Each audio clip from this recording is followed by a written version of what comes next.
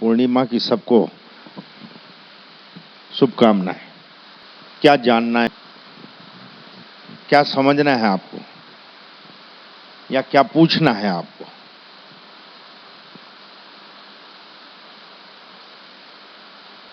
किसी को कोई सवाल नहीं? बैटिंग के लिए तैयार हैं आप? बॉलिंग तो करो।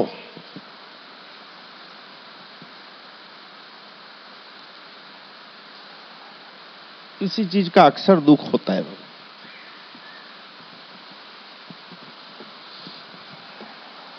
हम अपने आप को समझदार समझ के बढ़िया बैठ जाते हैं।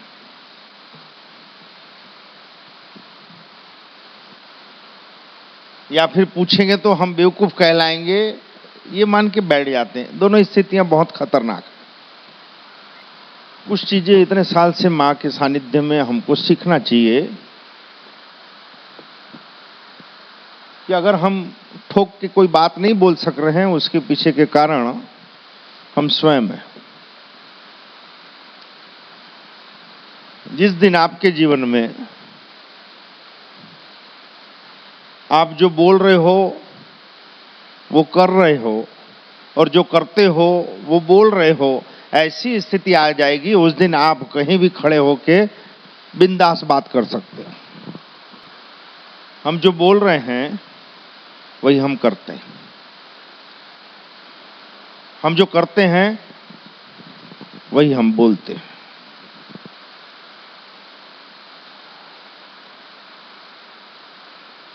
इस चीज को आप जीवन में उतार लो, आपकी मस्ती को कोई नहीं रोक सकता। हमारे साथ मुश्किल ये है कि हम बोलना कुछ चाहते हैं और बोलते कुछ हैं।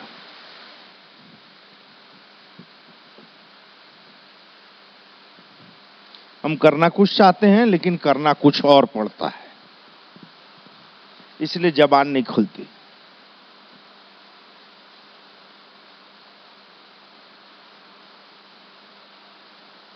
आवाज आ रही है वहां तक? सुनाई दे रहा है? समझ में आ रहा है? तुम वो बोलो जो तुम करते हो, तो फिर टेंशन क्या? कई लोग बोलते हैं हमको बोलने नहीं आता है, इसका मतलब बनावट है।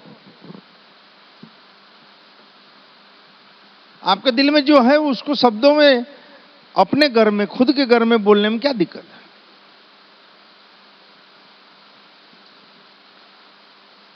ये आप लोगों को शिक्षण नहीं दे रहे, ये मेरा अनुभव है। मैं बोल नहीं सकता था। मंच में, समाज में, भीड़ में 5-25 लोगों के बीच में बोल नहीं सकता था। क्यों? क्योंकि मैं जहां खड़ा रहता था ना, उन लोग मेरे को पसंद नहीं आते थे। और पसंद नहीं आते थे, लेकिन हाँ में हाँ मिलानी पड़ती थी, तो वो आवाज नहीं निकलती थी। मैं झेलता था, अभी मेरे को झेलना नहीं पड़ता आपको। और वो सेवाएं दी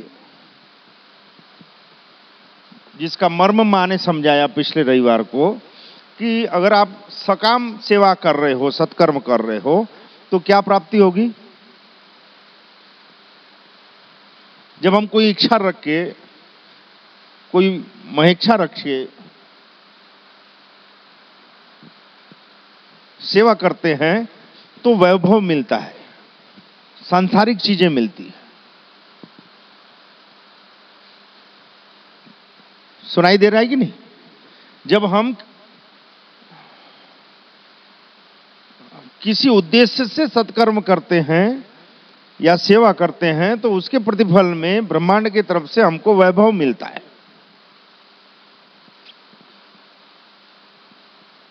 और जब हम निष्काम सेवा करते हैं, ये सेवा ही करना है बस, इसके बदले जाहि विधि राखे तू ताहि विधि रही है,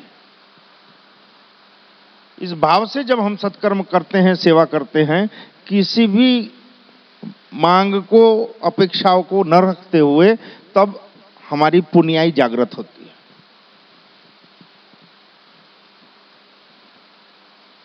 दातार तो देता ही है, दोनों स्थिति में देता है। आप किसी उद्देश्य से सत्कर्म करो तो भी, और बस आत्मा की तृप्ति के लिए हम सत्कर्म कर रहे हैं, इसके बदले हमको कुछ नहीं होना, तो भी वो देता है।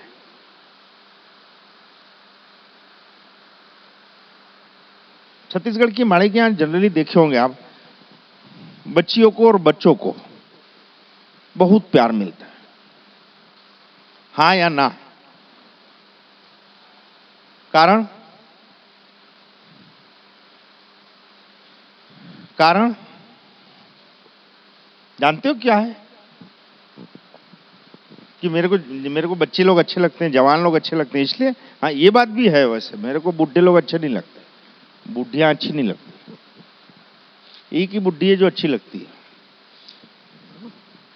जिसकी उम्र कुंवारिका के ऊपर कभी होती नहीं, लेकिन आदिकाल से है।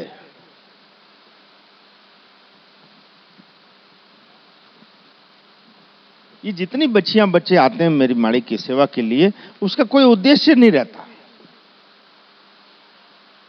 बस उसको आनंद आता है। वो अपनी कॉलेज भी करते हैं, स्कूल भी करते हैं, घर का भी करते हैं, और उसके बाद समय भी निकालते हैं, इसलिए मुझको प्यारे हैं। और वो जो इकट्ठा कर रहे हैं, वो अच्छे अच्छे दाढ़ी वाले और जटाई वाले इकट्ठा नहीं कर सकते। निष्काम जगदम्बा भगवती मां मेलड़ी की सेवा, जिसमें हमारा कोई उद्देश्य नहीं हो, हमारी पुण्याई को इतना इकट्ठा कर देती है कि अगर मुझको भरोसा है ना, तो मैं कभी भी एमसीबी उठा सकता हूं उसका।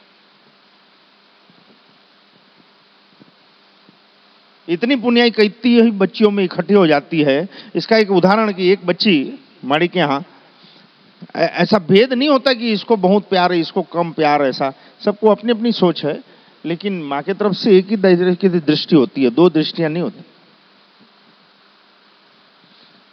दो भाव होते हैं, एक सेवक के और एक सवाली के। जब तक आप कोई इच्छा लेके आ रहे हो, दुख दर्द लेके आ रहे हो, तो आप सवाली की श्रेणी में रहते हो। और जब आप उस दुख से निकलने के बाद अपना समय, अपनी समझ,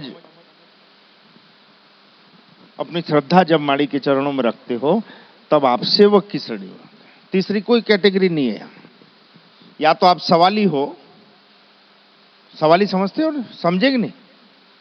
कोई दुख लेके आए हैं, कोई समस्या लेके आए हैं, कोई प्रश्न लेके आए हैं, तब आप सवाली हो। और नहीं लेके आए हो, कोई शिकायत बगैर आए हो और सेवा कर रहे हो, तो आप सेवक हो। ये 4-5-7 साल पुरानी बात है। रसोई माड़ी की बन रही थी। उस दिन क्या था मुझको नहीं मालूम, पूड़ियां तली जा रही थी। क्या था? पूड़ियां तली जा रही थी। और वो बच्ची जो माड़ी की बहुत ध्यान रखती थी, माड़ी की बहुत नजीक थी, सेवा करती थी, वो पूड़ी डाल रही थी और बाकी लोग पूड़ी निकाल रहे थे। वो पूड़ी डालते डालते वो एक पूड़ी मुड़ गई, दूसरी हड़बड़ी में डाली, दूसरी भी मुड़ गई। जब माड़ी पुड़ियाई क्या होती है बता रहे हैं बेटा।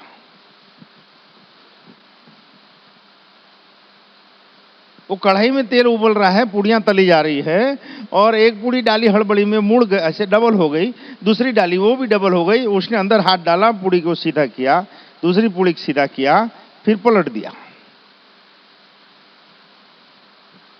और नॉर्मली सब व्यवहार हो रहा है, लेकिन दूसरे जो देख रहे थे, हाय राम ये क्या किया, ता झटका लगा। अरे हाओ, तो दौड़ते दौड़ते आई माड़ी, यहां बैठे थे चेयर में। तो क्या हो गया? तो बोले माड़ी तेल में हाथ डल गया। तो माड़ी ने हाथ पकड़ा, अपने सिर पे ले लिया। जिस कढ़ाई में निरंतर पूड़ियां तली जा रही है, और वहां दो पूड़ी सीधी करने के लिए अगर एक बच्ची का हाथ जाए, एक इंसान का हाथ जाए, क्या स्थिति बनती? एक स्वाभाविक चीज है, ये साइंटिफिकली है, कोई इसमें कुछ नहीं। पर वो हाथ माड़ी ने लिया, अपने सर पे रख लिया, हाथ को चूमा, कोई बात नहीं बेटा जाओ, एक फफोला नहीं कही। लेकिन क्या उस बच्ची का एमसीबी उठाने के लायक उन लोग थे? जिस सीट में हो, जिस सत्ता में हो, जिस पावर में आप हो, वहां किसी के घर को पावर हाउस बनाने में बहुत सोचना पड़ता है कि सबकी वायरिंग सही है कि नहीं, ट्रांसफार्मर सही है कि नहीं। ये वो स्थान है कि मैं क्या बोलूं, आप देवत्व प्राप्त कर सकते हो, आप मुर्दों को खड़ा कर सकते हो बेटा, आप निर्धनों को धन दे सकते हो, जन्म से अंधे को आंखें दे सकते हो। हर सेवक की वो स्थिति आ सकती है, लेकिन चूंकि वो हमारी मांग नहीं रहती, हमारा उद्देश्य नहीं रहता, हम हमारी झूठ को सच मान के जीते जाते हैं, हमारी अकड़ में, हमारी ग्रंथियों में। पर दातार कौन है, किसकी सेवा में बैठे हैं हम? अगर ऐसी स्थिति तक पुण्य इकट्ठी हो जाए और उसके बाद भी अगर वो एम्स भी ना उठ सके उसका, तो इससे बड़ा दुर्भाग्य और जीवन में कोई।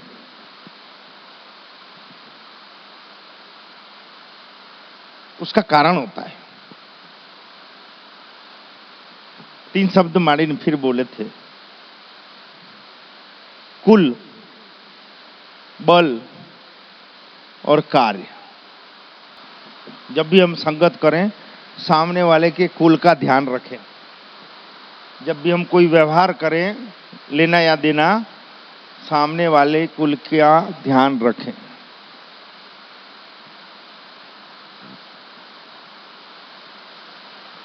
सुअर को पकवान क्या होगा? सुअर को आप अगर हलवा पूड़ी पकवान खिलाओगे तो क्या होगा? हाँ जी, उसका कुल नहीं है वैसा। उदार भाव से आप शेर को घास खिलाओगे तो क्या होगा? उसका कुल नहीं है।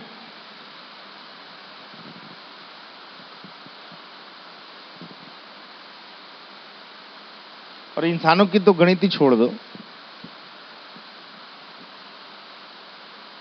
यार, छोटी छोटी बातें हैं। आप क्या बुद्धिजीवी वर्ग हो, आपको बड़ी बड़ी बातें होना, पर जीवन को सुखी करने के लिए और मस्ती लाने के लिए छोटी छोटी बातों का ध्यान रखना। जैसे बचपन से मैं मेरे माता पिता के सानिध्य में जो सीखा, वो मुझको ये समझ में आया। मेरे को उस समय उन शब्दों का महत्व नहीं मालूम था। रामायण का एक प्रसंग है, राम और सीता बैठे हैं और लक्ष्मण को पूछा जाता है कि ये दोनों चरणों में किसके चरण ज्यादा पवित्र हैं? तो लक्ष्मण बोलते हैं, आचरण से तो आचरण अच्छे हैं, आचरण से आचरण अच्छे हैं। कुछ नहीं समझ में आया, जैसे आपको नहीं समझ में आया, तब तो बाल बुद्धि।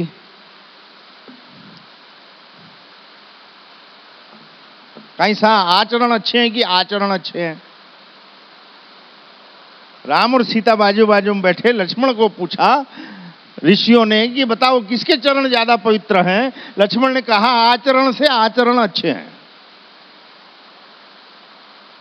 अब आप तथाकथित बुद्धिजीवी वर्ग होके नहीं समझ में आ रहा है, तो मुझको कहां समझ में आ रहा है? मैं तो अंगूठा छाप।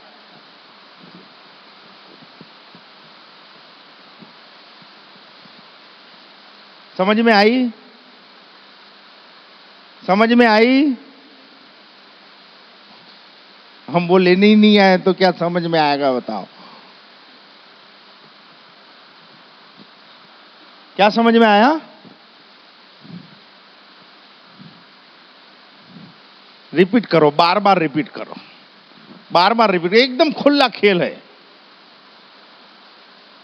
लेकिन परंतु बट हम उसके लिए थोड़ी ना आए यार, हम तो ऑलरेडी भरे हुए हैं।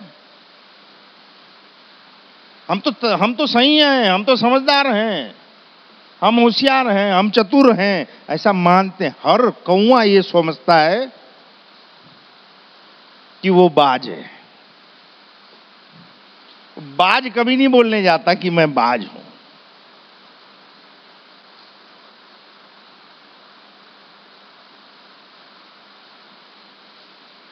अब तो बता, कोई तो बताओ बेटा, कोई तो बताओ। दो चरण हैं, आचरण से आचरण अच्छे हैं, इसका क्या मतलब होता है? कोई तो बोलो। हम लोग यहां सुनने आते हैं, जवाब देने थोड़ी ना आते हैं।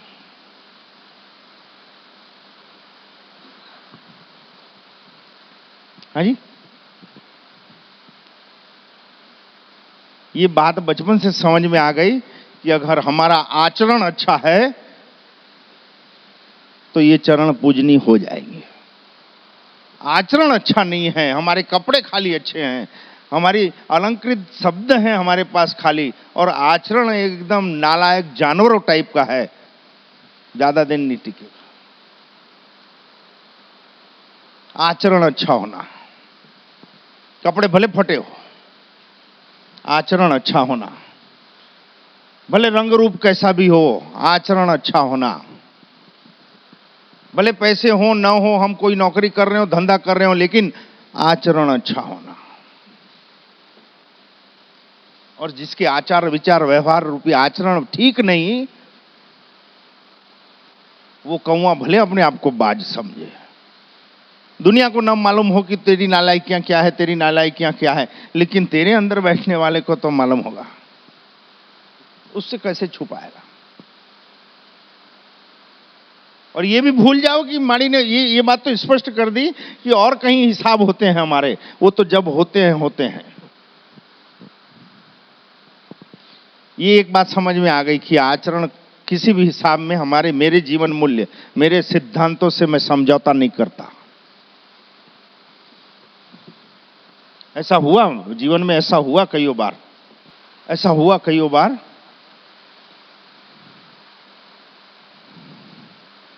मेरे को नहीं समझ में आ रहा है मैं बताऊं कि नहीं बताऊं, लेकिन आदेश है तो बोलना मेरा काम है।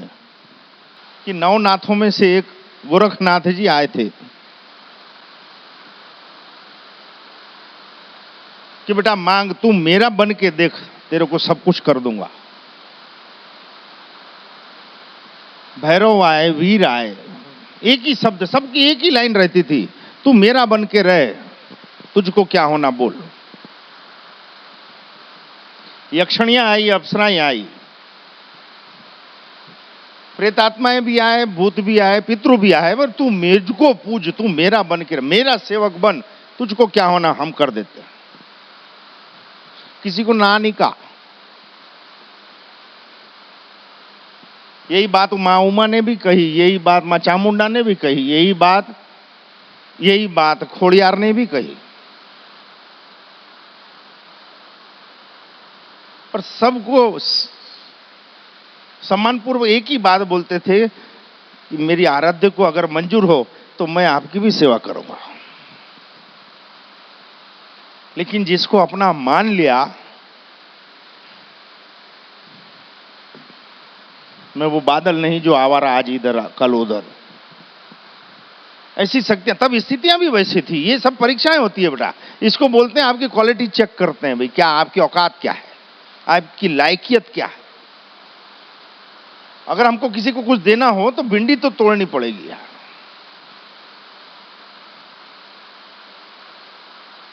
मेरे देव अगर बोलता है, मेरी मां बोलती है, मेरा आराध्य अगर बोलता है तो मैं आपकी सेवा करने को तैयार हूं, नहीं तो मुझको दुनिया में किसी देव की जरूरत नहीं। मैं एक का हूं और एक तो मेरे हैं, कोई एक तो मेरे हैं। अरे मनुष्य जीवन में आए, इतनी बड़ी उपलब्धि हमारी, और हम किसी एक के नहीं हो सके। इसलिए माड़ी बोलती है लौकिक जगत को जी के देखो। आप अपनी पत्नी के प्रति ईमानदार नहीं हो, अपने पति के प्रति ईमानदार नहीं हो, अपने परिवार के प्रति ईमानदार नहीं हो, और आप सोचते हो कि देव आपके प्रति खुश हो जाएंगे, दया कर देंगे। अपना आचरण देखना, वो तो देख ही रहा है।